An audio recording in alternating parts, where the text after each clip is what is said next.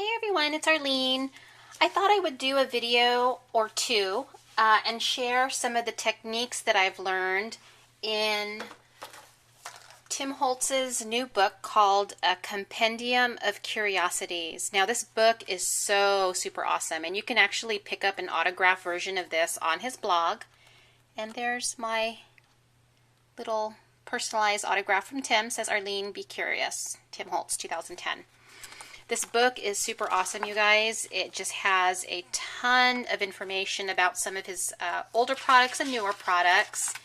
And it talks about all of the different types of products and what they are and how to use them. So it's really super neat. But the best part of this book for me is towards the very end, where he shares all of his top distressing techniques. And it all starts on page 32 here. And so what I wanted to do is try out some of these techniques with you all on video. And not all of them, because, I'm sure Tim himself has all the videos out here on how to do several of these techniques. But I wanted to share some of my favorite techniques with you all so we can all try it together on video. So if you're like me, I'm a big Tim Holtz fan, and I just love the grungy, distressed look. And I pretty much have a lot of the products that he introduces in his videos as well as in this book. So I'm going to go ahead and try out the rusted enamel technique. And basically the supplies that you need to do this, and I have it laid out here, is you'll need some clear embossing powder. And it doesn't have to be the one by Ranger. It can be, Zing or whatever you have in terms of clear embossing powder.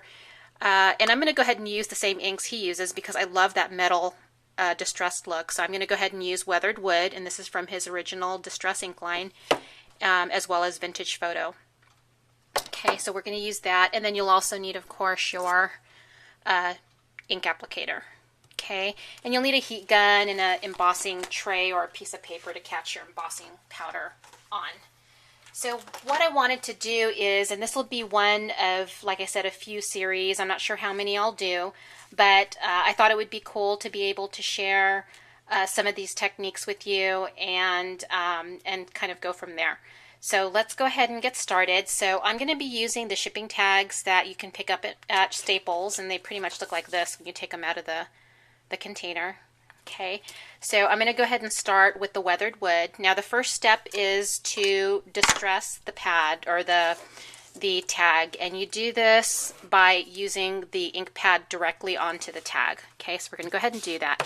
And you want to get it super duper wet, and make sure you're working with a clean surface. I just cleaned my craft sheet because you don't want to pick up any dirt on your and transfer it over to your ink pad. That wouldn't be too good. So I'm going to go ahead and ink that up. And you want to ink it up really, really good. And don't be scared to get your fingers dirty, because that's all about grunging up and stuff. So don't be afraid to get dirty.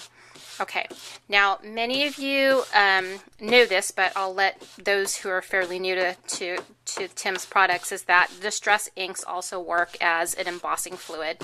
So you don't need to use like Versamark or any other fluid to set the embossing powder. Okay, so my tag's super wet now, so I'm going to go ahead and get my embossing tray, and I'm going to go ahead and take my embossing powder, my clear embossing powder, and I'm going to go ahead and pour that over the tag. And the tag's super wet, so it should pretty much catch, the whole tag should pretty much catch all of the embossing powder, if you can see there. Okay. Then the next step, what you want to do is you want to turn it over, and I want the tray, of course, to catch my embossing powder so it doesn't go to waste, is you're going to flick. So some of that embossing powder actually comes off. Do you see that? How some of that's coming off? And you don't want to flick off too much because you want some to actually stay on. Okay, so that looks about good. So I'm just going to get things out of the way here. And for me, I like to use my tweezers to hold my tag down, and then I'm going to take out my heat gun, and we're going to heat emboss the clear embossing powder. So here we go.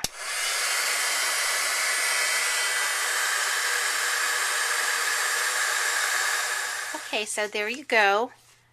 So when you're done heat setting the clear embossing powder. This is what it looks like, and so you'll see it's sort of splotchy on the tag, which is actually perfect, because what we're going to do now is we're going to go ahead and distress with the vintage photo. And I don't like to mix up my ink, so let me just clean off my space right here, my craft sheet. And I just use a mini mister with water in it to remove the weathered wood distress ink. Okay, now what I'm going to do is I'm going to take my vintage photo and I am going to go ahead and distress the tag. And you're going to use a circular motion. And let me go ahead and zoom in here so you can see me do this. Okay, so you're just going to work that vintage photo into the tag.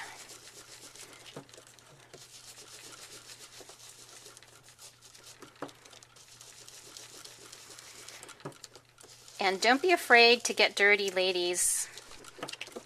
Distressing and grunge is fun. Okay, my table's like super moving around like crazy here. But so, sorry I was a little off camera there. Okay, so that's pretty much it. So let me go ahead and show you what that looks like up close. So you'll see that rusted enamel look. So basically the spots of the tag that didn't catch the embossing powder because we flicked it, it picked up the vintage photo distress ink. So that came out like really super cool. So that is called the rusted enamel technique, and that's on page 41 of Compendium of Curiosities in Tim Holtz' book. But I'm glad we could try this out together. It's actually pretty neat, and I really love the look. It's really cool, and it's shiny, and gosh, you guys should try it out. So anyways, that'll be my first video on trying out some of these techniques from Tim's new book. Go check out his blog. It's at timholtz.typepad.com. And if you're interested, you can get a signed copy of his book on his website. And it comes pretty fast. I think it came in like 2 days for me. So super quick. So love it. Thanks for watching, everyone. Bye.